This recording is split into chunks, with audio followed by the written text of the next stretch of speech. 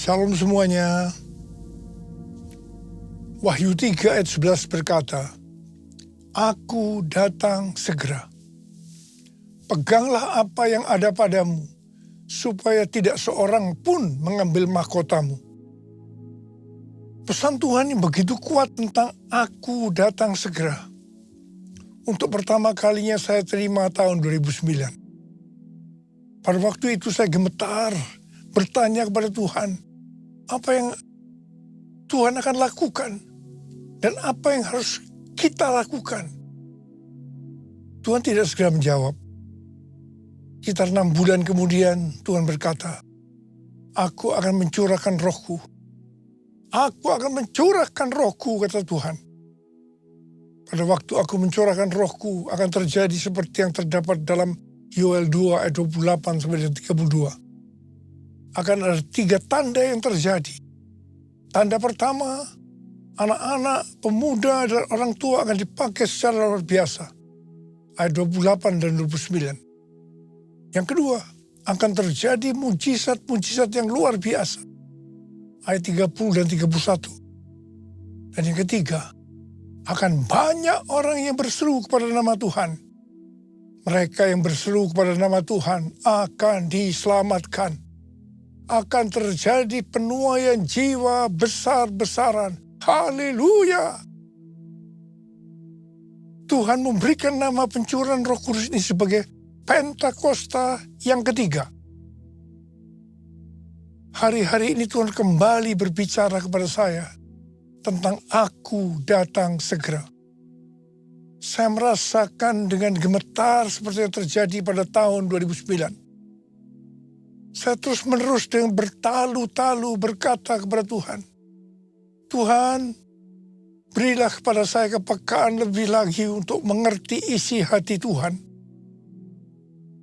Tuhan berbicara melalui Yeremia 33 ayat 3. Berserulah kepadaku, maka aku akan menjawab engkau dan akan memberitahukan kepadamu hal-hal yang besar dan yang tidak terfahami. Hal-hal yang tidak kau ketahui. Saya berseru-seru dalam doa, pujian, dan penyembahan bersama-sama siang dan malam. Open the eyes of my heart, Lord.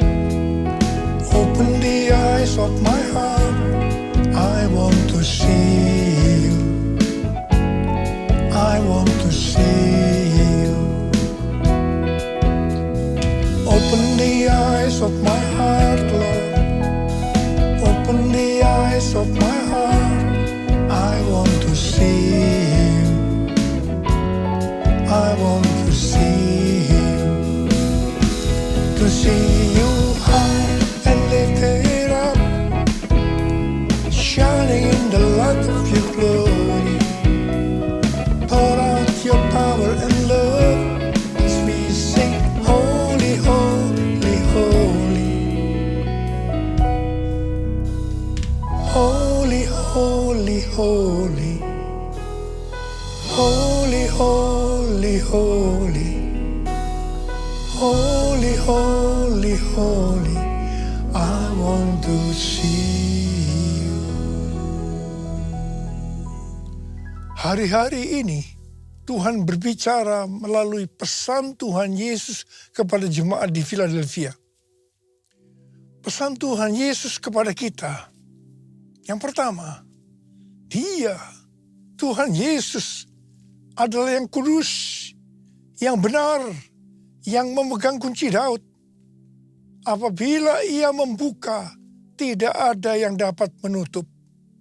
Apabila Ia menutup, tidak ada yang dapat membuka. Karena itu mata kita harus tertuju kepada Dia. Mengandalkan Dia. Fokus hanya kepada Dia. Tuhan Yesus berkata kepada jemaat di Philadelphia, Aku tahu segala pekerjaanmu. Lihatlah, aku telah membuka pintu bagimu yang tidak dapat ditutup oleh seorang pun. Aku tahu bahwa kekuatanmu tidak seberapa, namun engkau menuruti firman-Ku dan engkau tidak menyangkal namaku. Kalau kita menuruti firman Tuhan dan tidak menyangkal namanya, maka Tuhan akan berkata kepada kita, aku telah membuka pintu bagimu yang tidak dapat ditutup oleh seorang pun. Pintu yang selama ini tertutup akan dibuka oleh Tuhan. Mungkin itu pintu pelayanan, pintu pekerjaan, pintu persoalan yang tidak kunjung selesai, dan yang lain-lain. Menyangkal namanya bukan hanya dengan mulut saja, tapi juga dengan perbuatan kita. Kalau perbuatan kita tidak sesuai dengan iman kita sebagai orang percaya, orang akan bertanya, apakah kita itu pengikut Kristus atau bukan? Ini bisa dikatakan kita menyangkal namanya. Tuhan Yesus berkata kepada jemaat di Philadelphia, karena engkau menuruti firman-Ku untuk tekun menantikan aku, maka aku pun akan melindungi engkau dari hari pencobaan yang akan datang atas seluruh dunia untuk mencobai mereka yang diam di bumi. Aku datang segera. Peganglah apa yang ada padamu, supaya tidak seorang pun mengambil mahkotamu. Kalau kita menuruti firman Tuhan untuk tekun menantikan kedatangan Tuhan, Tuhan berjanji akan melindungi kita dari hari pencobaan yang akan datang atas seluruh dunia untuk mencobai mereka yang diam di bumi. Sesuai dengan referensi Alkitab Penuntun Hidup Berkelimpahan, seri The Full Life Study Bible, yang mengatakan, mereka yang menjadi pemenang sebelum hari itu tiba akan dilindungi dari hari pencobaan melalui pengangkatan atau rapture. Haleluya! Kalau kita melihat keadaan dunia saat ini, kita harus percaya bahwa kita sedang menuju hari pencobaan itu. Dan akan terus makin hebat. Orang yang hidup pada saat Perang Dunia Pertama dan Perang Dunia Kedua pasti mengira bahwa hari pencobaan yang menimpa seluruh dunia seperti yang dimaksudkan kepada jemaat di Philadelphia sedang terjadi. Tetapi nyatanya hari pencobaan itu tidak terjadi. Hal ini dapat diterangkan sebagai berikut. Pada saat Tuhan Yesus ditanya oleh murid-muridnya, apa tanda kedatangannya dan tanda akhir zaman? Salah satunya Tuhan Yesus menjawab dalam Matius 24 ayat 14 yang berkata, dan Injil kerajaan ini akan diberitakan di seluruh dunia menjadi kesaksian bagi semua bangsa. Sesudah itu barulah tiba kesudahannya. Pada zaman itu, Injil diberitakan di seluruh dunia. Pasti tidak masuk akal. Bagaimana untuk melakukannya? Tetapi akhir-akhir ini, terutama setelah COVID-19, penggunaan media sosial begitu meluas, sehingga pemberitaan Injil ke seluruh dunia sangat masuk akal. Mungkin hari-hari ini sudah terjadi. Kita tidak tahu. Yang jelas, kalau ada pencobaan yang datang ke seluruh dunia seperti yang terjadi saat ini, kita harus percaya ini merupakan permulaan dari hari pencobaan yang akan datang atas seluruh dunia untuk mencobai mereka yang diam di bumi, seperti yang dikatakan oleh Tuhan Yesus kepada jemaat di Philadelphia. Kita juga harus percaya kita akan dilindungi dari pencobaan itu melalui pengangkatan. Tadi dikatakan yang akan ikut dalam pengangkatan adalah mereka yang keluar sebagai pemenang. Mengenai pemenang ini, Tuhan Yesus berkata, siapa yang bertelinga, hendaklah ia mendengarkan apa yang dikatakan Roh kepada jemaat-jemaat. siapa yang menang, artinya yang melakukan perintah Tuhan itu akan masuk surga. Seperti pesan Tuhan Yesus mengenai jemaat di Philadelphia, di mana mereka menuruti firman Tuhan untuk tekun menantikan kedatangannya. Itu juga yang harus kita lakukan supaya menjadi pemenang, sehingga kita ikut dalam pengangkatan. Yesus memegangku dengan tangan kananmu. Yesus memberiku kemenangan. Yesus memegangku dengan tangan kananmu. Yesus memberiku kemenangan. Yesus memberiku kemenangan.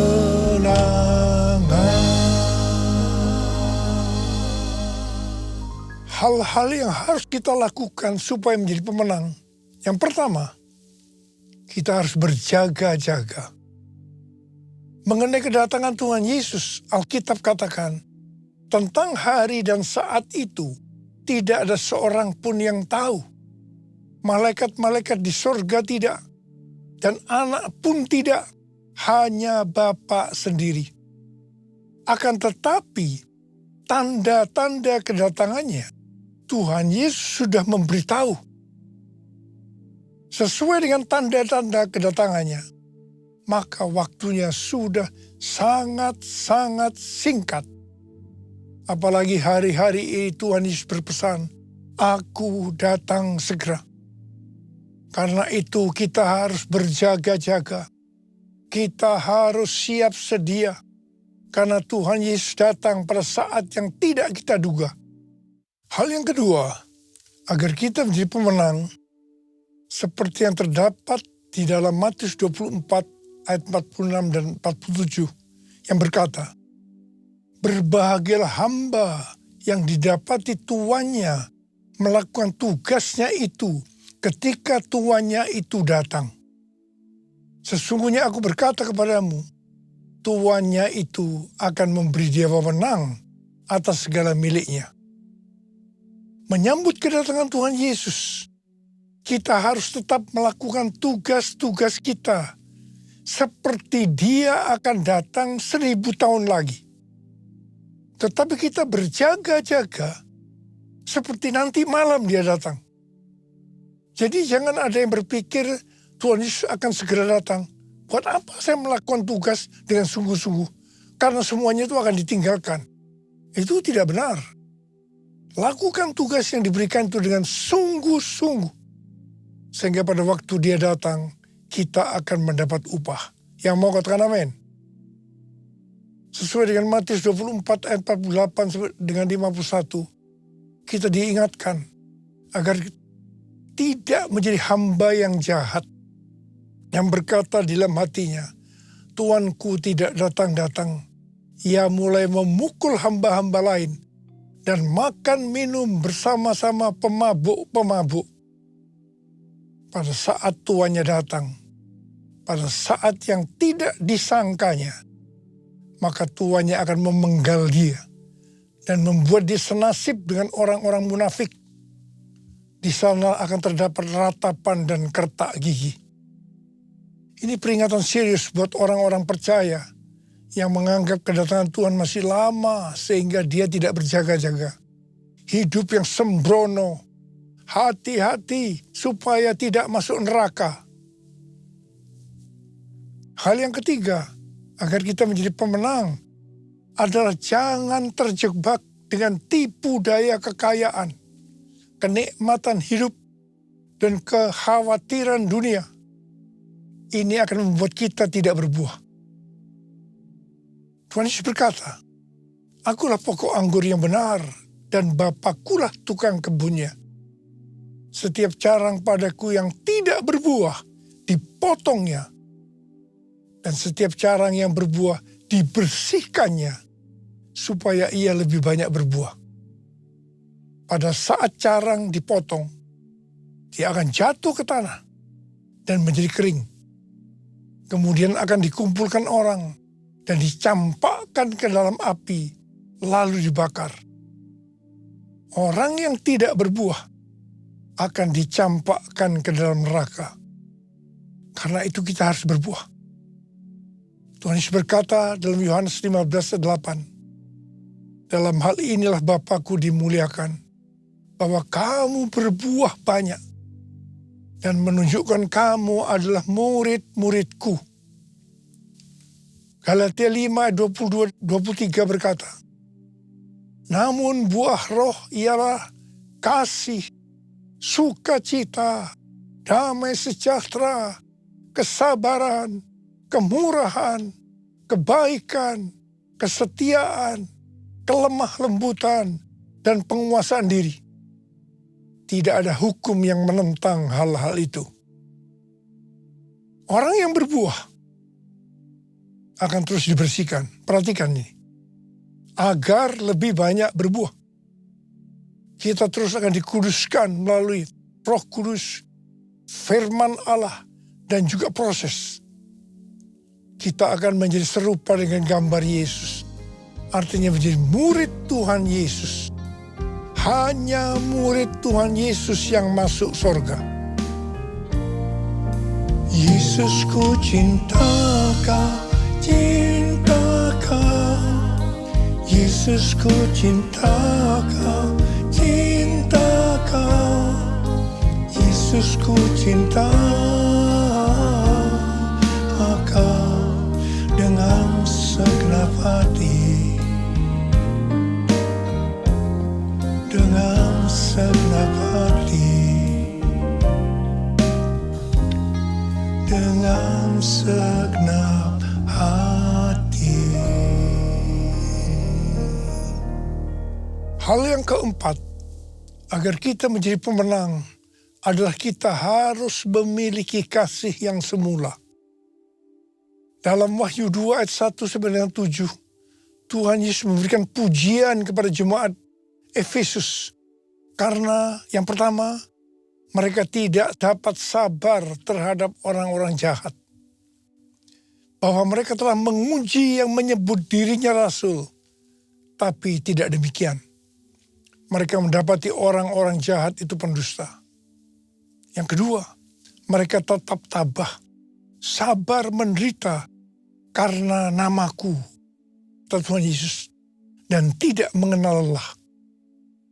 Dan yang ketiga, membenci segala perbuatan pengikut-pengikut Nikolaus yang juga Tuhan Yesus benci. Kalau melihat hal ini, jemaat Efesus adalah jemaat yang luar biasa. Meskipun demikian, setelah memberikan pujian, Tuhan Yesus berkata kepada jemaat di Efesus, aku mencela engkau karena engkau telah meninggalkan kasihmu yang semula. Sebab itu ingatlah betapa dalamnya engkau telah jatuh. Bertobatlah dan lakukanlah lagi apa yang semula engkau lakukan. Jika tidak demikian, aku akan datang kepadamu dan aku akan mengambil kaki dianmu dari tempatnya, jikalau engkau tidak bertobat. Kita harus menggarisbawahi apa yang Tuhan Yesus katakan. Bahwa sebaik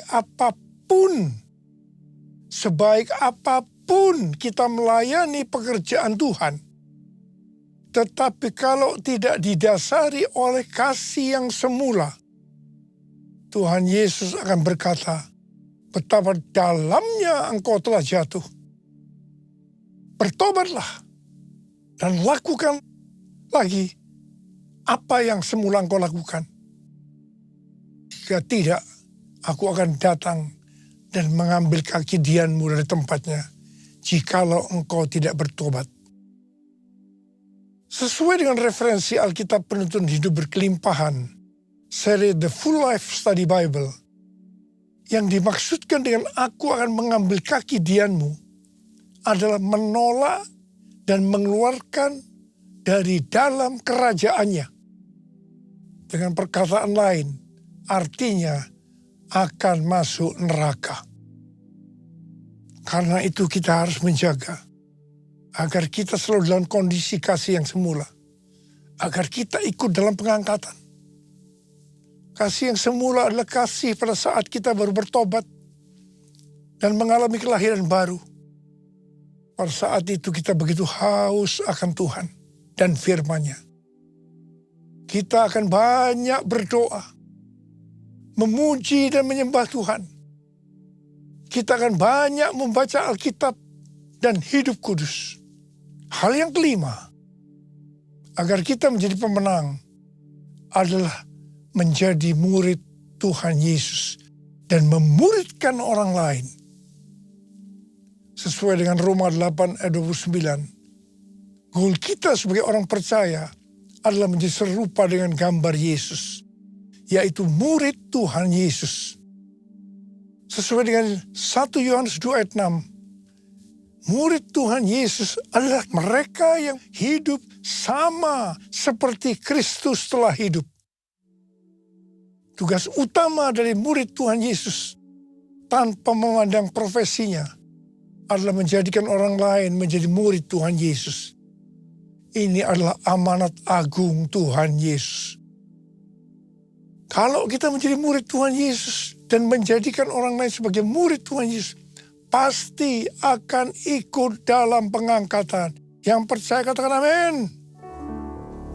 Saya berdoa, kita semua harus jadi pemenang. Yang mau katakan amin. Yang mau mari kita angkat tangan kita dan katakan bersama saya bersama-sama. Hosana, Hosana, datanglah Tuhan Yesus. Hosana, Hosana, ku merindukanmu. Hosana, Hosana, datanglah Tuhan Yesus. Hosana, Hosana, ku merindukanmu. Ku merindukanmu. Sembah Dia, sembah Dia.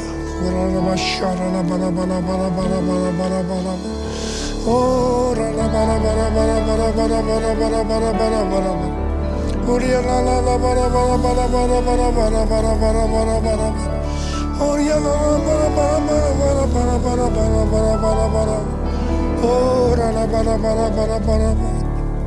taruh tangan saudara di kepala masing-masing. Taruh tangan saudara di kepala masing-masing. Bapak, urapi kami semua ya Aba, urapi kami semua. Urapi kami semua ya Tuhan, urapi. Terima pengurapan Tuhan, terima. Jadi pemenang. Ku merindukanmu. Ku merindukanmu.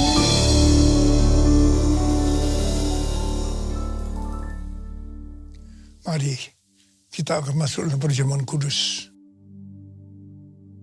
Kita akan mengingat ayat ini. Sebab setiap kali kamu makan roti ini dan minum cawan ini, kamu memberitakan kematian Tuhan sampai Ia datang. Perjamuan kudus adalah perjamuan Tuhan Yesus sendiri. Setiap kali kita masuk ke dalam perjamuan kudus, Tuhan Yesus selalu berkata, biarlah ini menjadi peringatan akan aku. Karena itu mari, tundukkan kepala. Arahkan hati kita kepada kebaikan Tuhan. Kita akan mengingat kebaikan Tuhan. Bapa, siapakah kami sebelum kami mengenal Engkau? Kamu semua orang berdosa. Upah dosa adalah maut, mati. Tapi Engkau yang tidak berdosa telah dijadikan dosa oleh karena kami. Engkau harus turun dari sorga mulia, menjelma menjadi manusia, mati ganti kami dengan penderitaan yang luar biasa. Sungguh kalau kami pikirkan betapa baiknya Engkau ya Aba. Itu Engkau ya Aba. Kau jadikan kami sebagai anak-anak-Mu. Kau berkati, Kau tuntun, Kau bela, Kau lindungi, Kau tegur kalau kami salah. Bapa, terima kasih. Terima kasih. Tuhan Yesus akan memberkati kita melalui perjamuan kudus. Tapi Tuhan mau agar kita makan dan minum dengan cara yang benar. Karena itu masing-masing sekarang berdoa. Firman Tuhan sudah dibagikan. Kalau Tuhan mengingatkan kita agar kita menyelesaikan segala sesuatunya dengan Tuhan, langsung kita minta ampun di hadapan Tuhan. Ampuni saya Tuhan. Ampuni saya, ampuni saya. Ampuni kami semua Tuhan. Ampuni anak-anak-Mu. Ampuni hamba-Mu ini juga. Terima kasih, terima kasih. Kami akan masuk dalam perjamuan kudus dengan hati yang penuh ucapan syukur.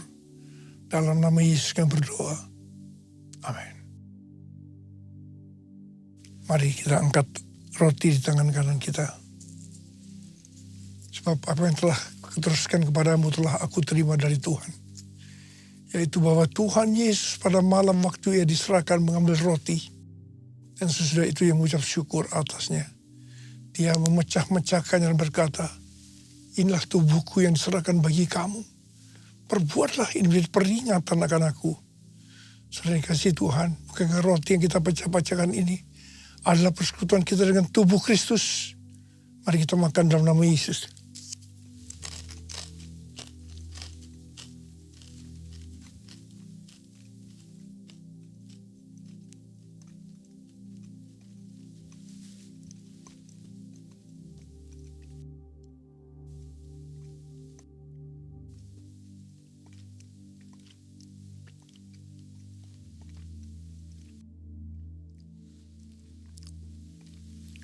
Angkat cawan di tangan kanan kita tinggi-tinggi. Mungkin juga yang mengambil cawan sudah makan lalu berkata, cawan ini adalah perjanjian baru yang dimeteraikan oleh darahku. Perbuatlah ini setiap kali kamu meminumnya menjadi peringatan akan aku. Saudara kasih Tuhan, bukankah cawan pengucapan syukur yang atasnya kita ucapkan syukur adalah persekutuan kita dengan darah Yesus. Mari kita minum dalam nama Yesus.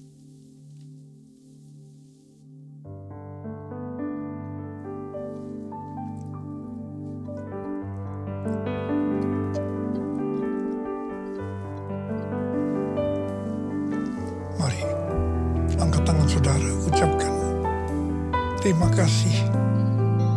Ucapan syukur kepada Tuhan dengan suara, jangan diam. Terima kasih ya Tuhan. Terima kasih ya Tuhan. Terima kasih ya Tuhan. Terima kasih ya Tuhan. Oh, oh Jesus. Jesus. Angkat tangan saudara. Tuhan sedang menyembuhkan kita semua. Sembuh dalam nama Yesus. Sembuh dalam nama Yesus. Dibebaskan dalam nama Yesus. Dipulihkan dalam nama Yesus. Terima kasih Tuhan. Terima kasih. Sembuh. Sembuh dalam nama Yesus. Sembuh. Sembuh. Terima kasih Yesusku. Terima kasih Yesusku. Puji syukur hanya bagi Tuhanku. Terima kasih Yesusku. Terima kasih Yesusku.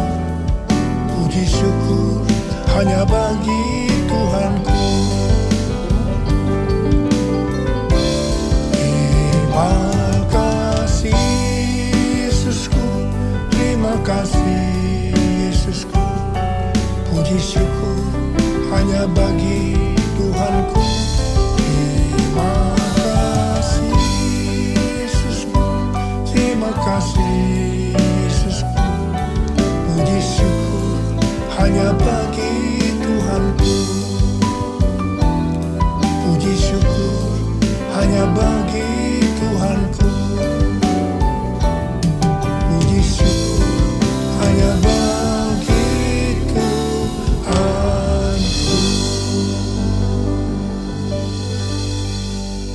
Mari angkat tangan saudara. Terima berkat Tuhan. Kasih karunia yang berlimpah-limpah daripada Allah Bapa dalam Anak yang tunggal Yesus Kristus.